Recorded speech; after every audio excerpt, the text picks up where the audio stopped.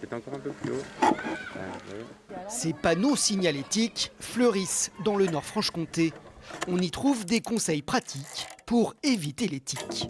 Donc se protéger avec les vêtements, avoir un crochet à tique quand on part en balade, puisque une tique doit être retirée le plus rapidement possible si on ne veut pas qu'il y ait d'infection, si toutefois elle était porteuse.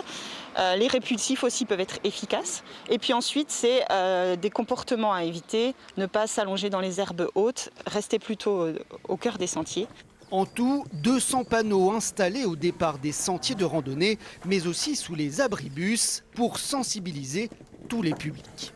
Tout ce qui est prévention est intéressant, hein, parce qu'on connaît aussi, on a aussi l'un ou l'autre habitants qui ont eu des tiques et qui ont développé la maladie de Lyme et qui en supportent les conséquences. La maladie de Lyme, une pathologie très invalidante qui touche chaque année 33 000 personnes en France. La Bourgogne-Franche-Comté est elle aussi très touchée, d'où le choix du pôle métropolitain de lancer cette campagne sur tout son territoire.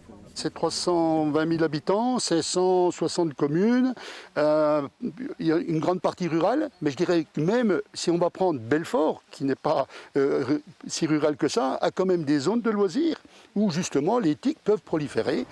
Pharmaciens, médecins, vétérinaires, plus de 300 professionnels de santé sont partenaires de l'opération et peuvent vous aider à retirer une tique.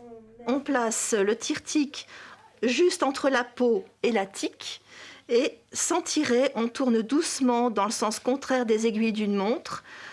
On soulève un peu et là on sent que toute la tique s'en va. On la récupère vivante sans rien laisser au niveau de la peau. Des tubes sont mis à disposition pour envoyer les tiques récupérées à Nancy, où elles seront analysées par un centre de recherche spécialisé.